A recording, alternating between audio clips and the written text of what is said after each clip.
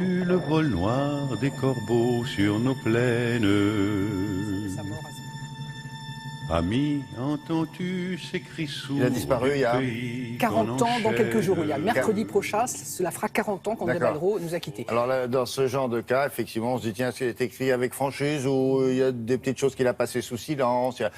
Malraux avait une réputation. Il dit tout. Ah, il dit tout. Alain Malraux, donc 2 livres. L'homme des ruptures, édition écriture, c'est une bio complète, William. Ou bien vous avez la version, on va dire, plus expurgée, avec plus de dessins et moins de texte. Ça s'appelle Malraux en son temps, édition de l'Archipel. C'est formidablement écrit.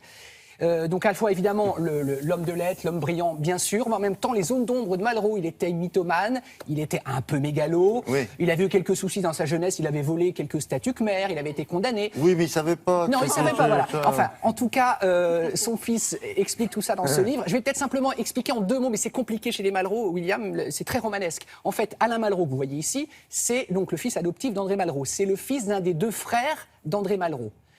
Il avait 2 frères, notamment Roland, qui est mort en déportation. Donc quand le petit Alain naît, son papa est mort en déportation. Donc c'est André Malraux qui l'a élevé comme son propre fils et il l'a ensuite adopté. En fait, c'est son neveu. C'est son neveu, sauf que plus fort, la maman d'Alain Malraux a épousé André Malraux, son beau-frère.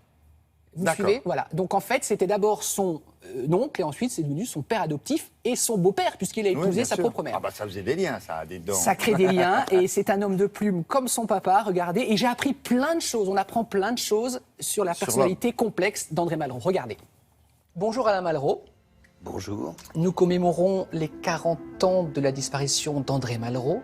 C'était évidemment un homme érudit, prix Goncourt pour la condition humaine. Je pense qu'il a été l'un des plus flamboyants ministres de la Culture. Le premier.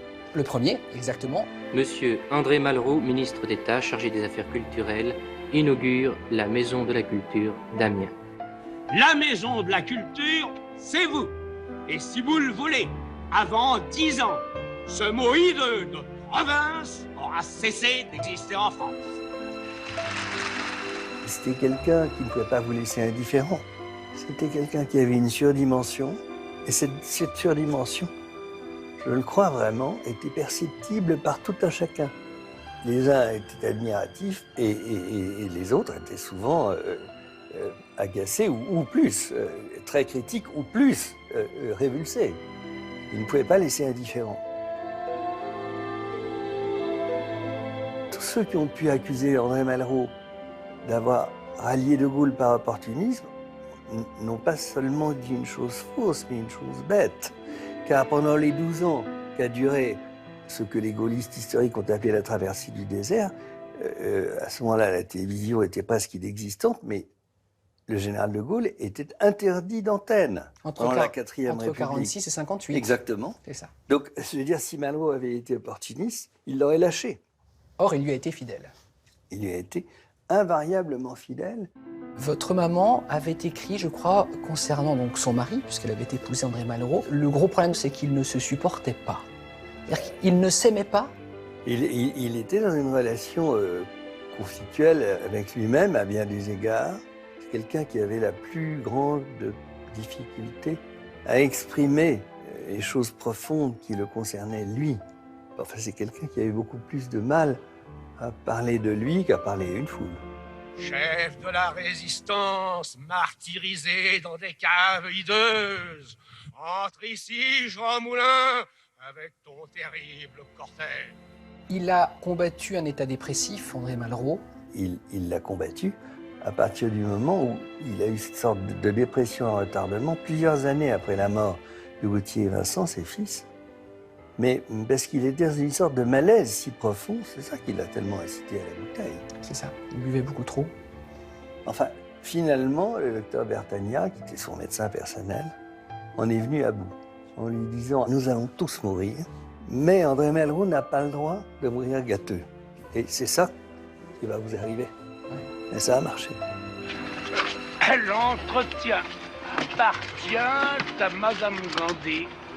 Et vous n'aurez à régler de questions qu'avec elle. Il avait des tics, évidemment, tout le monde le voyait. Oui, vous mais dites ça, c'est que ce qu'on a appelé, moi je ne connaissais pas le du syndrome, tout ce terme, le ça syndrome de Gilles de la Tourette. Ouais.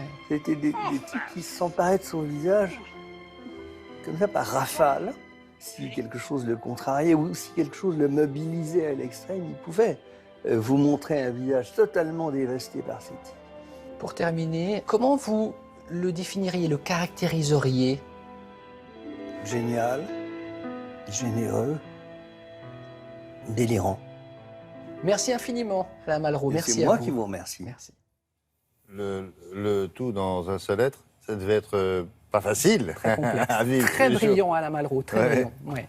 Il écrit aussi bien que son père. Absolument, ouais. oui, absolument, je peux confirmer. Merci beaucoup. Vous restez